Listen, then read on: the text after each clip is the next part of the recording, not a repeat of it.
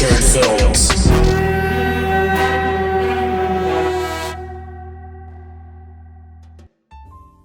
I've heard of a cistern before. A cistern?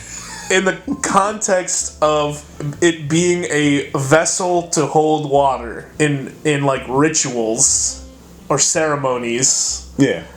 I had not heard of a cistern until very recently, before I saw this movie, in the context of it being in a house. And in old houses, you would have a cistern, and that would be your source of water for the house. And when I heard of that, I was like, that's terrifying.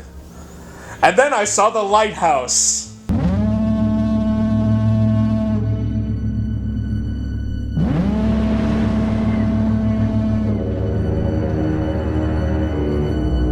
Tell me, what's a timberman want with being a wiki?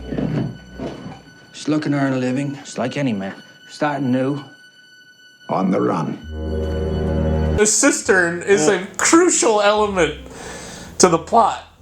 Oh yeah, oh god. The only source of fresh water's in the cistern, which he must daily take chlorine bags out and dump it into the thing and fucking stir it around. Oh, that's what. That's their source of water. This movie has everything that I historically like in a movie and everything that you historically hate in a movie, which is, it's like 2 hours or more long. Yep. It's extremely slow moving. Yeah. Nothing happens.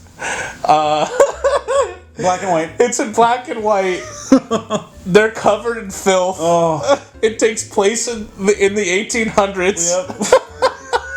If it was a musical, we would have had a full house. Which I've come around a little bit on the musicals. Okay. So, with that being said, I am really curious to know what you thought of The Lighthouse.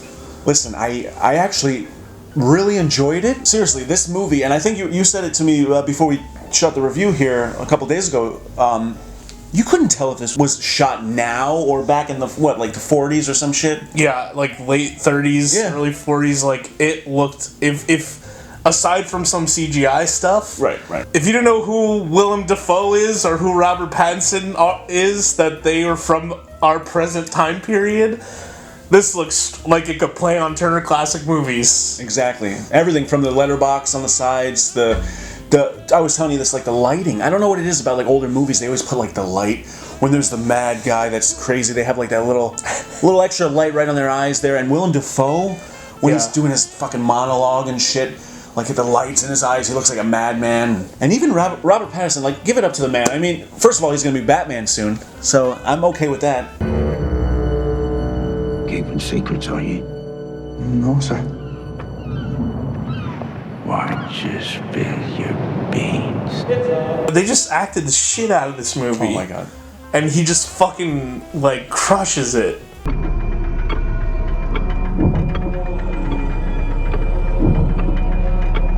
Here's the thing about the film that confused me though. Like, this is a very isolated movie where it takes place just on this island. You feel like the two of them, you're put in this fucking workforce where you're slowly driven mad. Like, I felt like them as stuff starts going wrong. You start to question what is real. And that's where I want to ask you, and maybe you don't know, but like there's so many weird, bizarre things that happen. The mermaid, he's looking up and he sees a tentacle. Like, was any of that real? I think it's left to us because you could look at it many different ways. I think you could look at it as this stuff happened and they went mad and these were all hallucinations. Or you could look at it like really none of this was real and it's all a metaphor.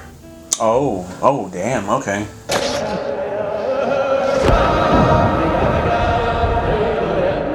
Why'd you spill your beans? Part of the movie seemed like Robert Pattinson's character. I feel it's not very subtle that he is repressed and he is repressing his homosexuality. Oh. I felt that there was an insinuation that he's racked with guilt over the death of his buddy he was a lumberjack with up in Canada. Right. And so that's why he's come to this job, is he's running away from that and trying to assume a new identity and start fresh with a new life. I felt like the reason that he let his friend die. Because it's not like he necessarily intentionally murdered him, but you could say, like, he didn't help him, and therefore that was murder. Right. I don't know if I'm remembering this incorrectly, but I felt like the insinuation was they were secret lovers, and he couldn't deal with that. And so the opportunity presented itself for him to be rid of that problem. Damn. He's there with Willem Dafoe. He projects his father onto him. And then they're, like, slow dancing, and Willem Dafoe, like, goes to kiss him. Yes. And that's the catalyst for him to finally, like, go over the edge. Yeah.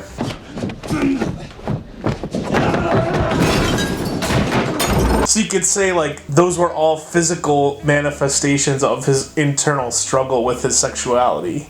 Wow. Like, you could look at it that way. Yeah.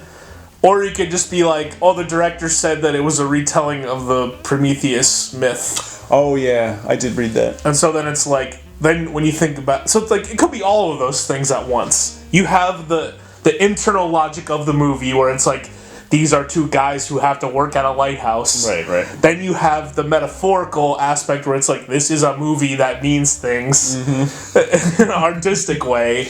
Yep. And then you have, like, this all the subtext. And looking at it that way, I think it comes to... It's like, it doesn't completely make sense in just one of those ways. All of that has to get layered on top of each other. Damn. This boom shot up the center of the lighthouse is the first of the moments that might suggest that there is or could be something supernatural happening, and we wanted to create a mystery around the light, around the Fresnel lens, the jewel inside the beacon of the lighthouse tower. Kind of like what I was talking about earlier with the fact that it feels like a nightmare. Like, this thing was visually hypnotic. You felt like... Well, I was thinking the audio, too. Like, every aspect, because you're constantly hearing the crash of the waves against the rocks in the background. You're constantly hearing the boat that never arrives. You're hearing the fucking gulls as they fucking screech and terrorize this man. This poor man.